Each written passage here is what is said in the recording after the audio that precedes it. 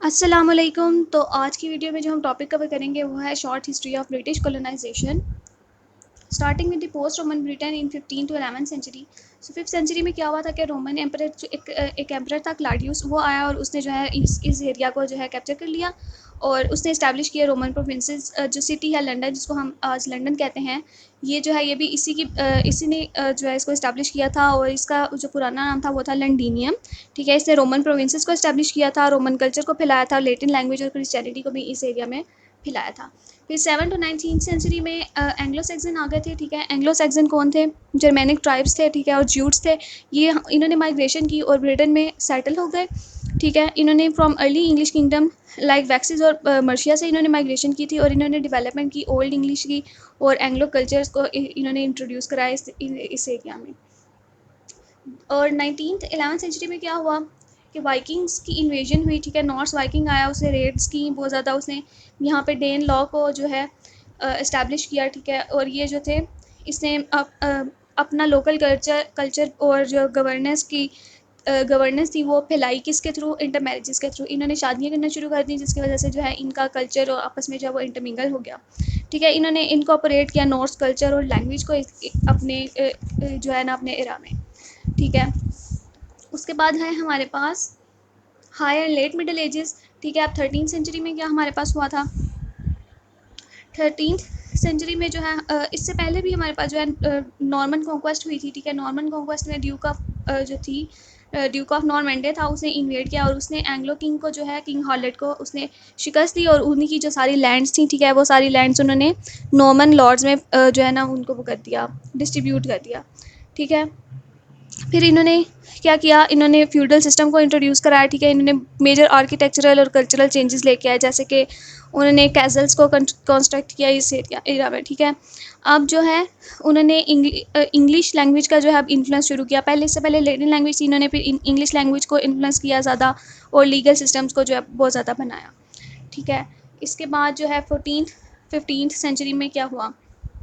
Black death आया। ठीक है, उन लोगों ने जो है इनके अगेंस्ट रेवोल्यूशन स्टार्ट की। ठीक है, इनके अगेंस्ट रेजिस्टेंस स्टार्ट की। ठीक है, मिलिट्री कैंपेन्स इसमें आ जाती हैं। ठीक है, कॉन्क्वेस्ट ऑफ वेल आ जाता है।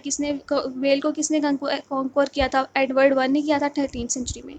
ठीक है, और ये चीज़ किसकी तरफ हमें लेके गई? It leads to the establishment of English laws and governance. ठीक है, उसके बाद है हमारे पास 16th सेंचुरी। ठीक है, इसमें अब यूनियन ऑफ क्राउन्स हुआ। ठीक है, एक्ट ऑफ यूनियन आया 16 to 17th सेंचुरी में। मतलब अब ये कैसे आया? आपको पता है 16th सेंचुरी जो थी वो एज ऑफ एक्सप्लोरेशन थी। ठीक है, age of the beginning of overseas ventures थी। ठीक है, एलिज़ाबेथन एरा था। ठीक है, इसमें हमारे पास क्या हुआ? जेम्स सिक्स और स्कॉटलैंड जो है, जेम्स की सिक्स ऑफ स्कॉटलैंड जो है वो जेम्स वन ऑफ इंग्लैंड बन गया। ठीक है, उसने यूनाइट कर दिया किसको? इंग्लैंड को और स्कॉटलैंड को। ठीक है, जिसकी वजह से इन्होंने अपने आप को ग्रेट ब्रिटेन, इसके बाद उन्होंने अपने आप को ग्रेट ब्रिटेन कहना शुरू कर दिया। ठीक है, अब अब क्या हुआ? एक्ट ऑफ यूनियन के बाद, एक्ट ऑफ यूनियन कब आया था? 1801 में आया था। ठीक है, जिसके बाद United kingdom of great Britain और आयरलैंड बन गया। ठीक है, आयरलैंड को भी इन्होंने बाद में अपने साथ शामिल कर लिया।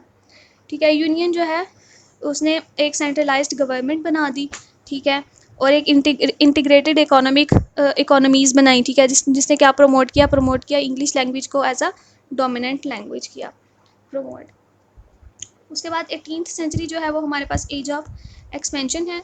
इसके अलावा अर्ली वेंचर्स हमारे पास इसमें क्या हुए जो 16th सेंचुरी में ये। ठीक है, इसमें हमारे पास ब्रिटिश कॉलोनीज़ हैं, बिगिन विद सर हैम्पटी। ठीक है, गिलबर्ट्स के थ्रू हमारे एक्सपेडिशंस हुई, जिसके बाद नॉर्थ अमेरिका में एक्सपेडिशंस हुई जो कि अनसक्सेसफुल थी।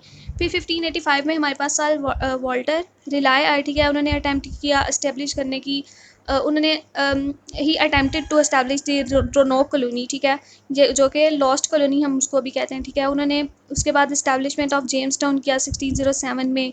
परमानेंट सेटलमेंट हुई ब्रिटेन की अमेरिका में। ठीक है, ये हम आप अमेरिका की उसमें लिख सकते हो। ठीक है, अमेरिका की हिस्ट्री ऑफ कॉलोनाइजेशन में भी लिख सकते हो कि कैसे अमेरिका जो है 16th सेंचुरी में कॉलोनाइज होना शुरू हुआ।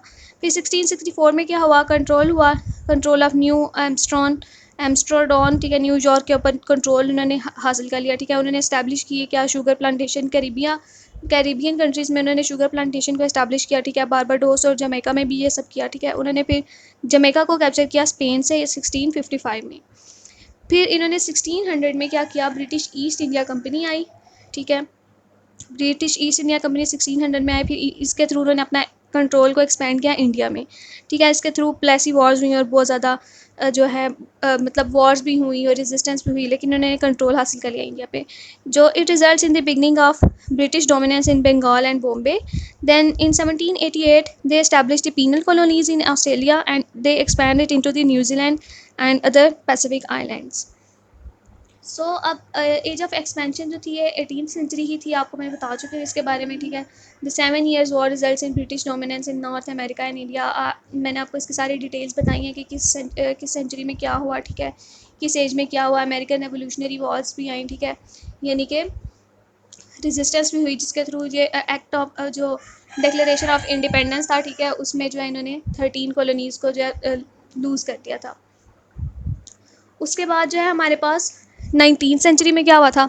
19th सेंचुरी में आप लोगों को पता है कि बहुत ज़्यादा जो है इनका कंट्रोल बहुत ज़्यादा फैल गया था, ठीक है, बहुत ज़्यादा कॉलोनाइजेशन हो गई थी। इन्होंने तकरीबन हाफ ऑफ द वर्ल्ड पे जो है अपनी कॉलोनाइजेशन स्टार्ट कर ली थी, ठीक है। अब इंडस्ट्रियल रेवोल्यूशन आई थी 19th सेंचुरी में सबसे बढ़ के हमारे पास, ठीक है। इंडस्ट्रियल रेवोल्यूशन में क्या हुआ था कि लोग जो थे, पहले मिडिल क्लास जो थी, पहले सिर्फ अपर क्लास और लोअर क्लास थी, ठीक है, अपर क्लास इलीट क्लास थी और लोअर क्लास थी। बाद में क्या हुआ, हमारे पास जो है इंडस्ट्रियल रेवोल्यूशन आई, जिसमें जो लोअर क्लास के लोग थे उन्होंने जो है काम करना शुरू किया, ठीक है, उन्होंने आप वर्किंग स्टार्ट की, ठीक है, अपने लिए खुद कमाना शुरू किया। और जो वो क्लास थी जो कमाने के लिए इंडस्ट्रीज़ में गए, ठीक है, आप शहरों में गए, मूव किया जिन्होंने, वो क्या बन गए हमारे पास, वो हमारे पास वर्किंग क्लास बन गई, मिडिल क्लास बन गई, ठीक है। तो ये एक इंडस्ट्रियल रेवोल्यूशन थी, इसने ब्रिटिशर्स की इकोनॉमी और सबको जो है बहुत बढ़ाया, ठीक है, उनके मोरल को बढ़ाया, उनकी मिलिट्री कैपेबिलिटीज़ को बढ़ाया, उनकी इकोनॉमी बहुत अच्छी होगी, उन्होंने रॉ मटेरियल्स को प्रोड्यूस करना शुरू कर दिया। फिर इन्होंने कैप्चर की किस 1806 में इन्होंने कैप्चर किया केप कॉलोनी ऑफ अफ्रीका को फ्रॉम डच से, ठीक है, डच से इन्होंने जो है केप कॉलोनी ऑफ अफ्रीका को ले लिया, ठीक है। फिर इन्होंने एक्वायर की टेरिटरीज़ लाइक नाइजीरिया और कीनिया, इन लोगों को भी इन्होंने ले लिया। फिर माले और सिंगापुर भी इनके पास आ गया फर्स्ट ओपियम वॉर के बाद, ठीक है, इन 1842। फिर ब्रिटिश राज हमारे पास आपको पता है आया, ठीक है। 1858 में ट्रांसफ़र ऑफ पावर हुआ from East India company to British crown in 1858।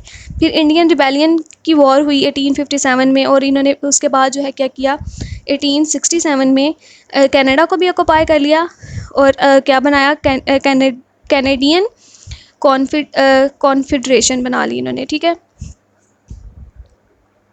अब क्या हुआ हमारे पास 20th सेंचुरी में इनका डिक्लाइन हुआ, ठीक है। वर्ल्ड वॉर्स में, दोनों वर्ल्ड वॉर्स के बाद क्या हुआ कि इनकी जो इकोनॉमी और इनकी पावर थी वो वीक हो गई, ठीक है, जिसके बाद इनको दूसरी कंट्रीज़ कॉलोनाइज स्टेट्स पे होल्ड करना बहुत ज़्यादा मुश्किल हो गया, ठीक है। इंडिपेंडेंस मूवमेंट स्टार्ट होगी, जैसे कि पाकिस्तान इंडिया में स्टार्ट हुई थी। डीकोलोनाइजेशन ऑफ अफ्रीका और घाना होगी 1957 में। फिर पाकिस्तान और इंडिया जो है वो बन गए सबसे पहले 1947 में पाकिस्तान और इंडिया में इंडिपेंडेंस मूवमेंट स्टार्ट हुई और पाकिस्तान और इंडिया अलग हो गए, ठीक है, इनमें कॉलोनाइजेशन ख़त्म हो गई। उसके बाद अफ्रीका और घाना जो हैं वो उनकी डीकोलोनाइजेशन हुई 1957 में घाना की, नाइजीरिया की 1960 में और कीनिया की 1963 में डीकोलोनाइजेशन हुई। फिर फ्री पैलेस्टाइन की मूवमेंट स्टार्ट हुई, ठीक है, इसराइल से पैलेस्टाइन भी अलग हुआ, ठीक है, कैरिबियन नेशंस जो हैं वो बहुत सारी नेशंस भी बनी इसके बाद, ठीक है। Hong Kong the last significant British colony handed over to China in 1997। अब जो इनकी लेगेसी है, ठीक है, इनसे इनकी जो इफ़ेक्ट थे, ठीक है, कॉलोनाइजेशन के, वो हमारे पास सबसे पहले आप देखेंगे इफ़ेक्ट्स क्या हुए कॉलोनाइजेशन के। इफ़ेक्ट्स क्या हुए, इन्होंने इकोनॉमिक एक्सप्लॉयटेशन बहुत ज़्यादा की, जिधर गए उनकी इकोनॉमी जो है ख़त्म करके अपनी इकोनॉमी को इन्होंने बहुत ज़्यादा मतलब ऊपर ले गए, ठीक है, अपनी इकोनॉमी इनकी पावरफुल होती गई। इन्होंने रिसोर्सेज को एक्सट्रैक्ट किया, लाइक इन्होंने जैसे प्लांटेशन बिल्ड की थी वहाँ पे अफ्रीका में, अफ्रीकन कंट्रीज़ में, वहाँ पे शुगर और टोबैको और ये सारी चीज़ें इन्होंने ली, ठीक है। उसके बाद रेजिस्टेंस हुई, रेजिस्टेंस इनके अगेंस्ट बहुत ज़्यादा हुई, ठीक है। कॉन्फ्लिक्ट्स आए, जैसे कि माओ माओ अफ्रीका में हुए थे, ठीक है, कीनिया में माओ माओ जो का कॉन्फ्लिक्ट हुआ था वो भी आप लिख सकते हैं। स्लेवरी का बहुत ज़्यादा हुआ, ठीक है, स्लेवरी की तरफ लोग इन्होंने स्लेवरी को प्रमोट किया। फिर ये सेटलर्स भी बने, ठीक है, बहुत सारी कंट्रीज़ में, न्यूजीलैंड में, ऑस्ट्रेलिया में या फिर कनाडा में जो सेटलर्स हैं। अब इनकी लेगेसी क्या है, The British empires had a profound impact on global trade, politics, culture, language, and legal systems. Former colonies often retained elements of British governance, education, and infrastructure. The Commonwealth of Nations, consisting of former colonies, continues to foster cooperation and shared values among its members. उम्मीद है कि आपको समझ आई होगी। Like, comment और share करना मत भूलिएगा।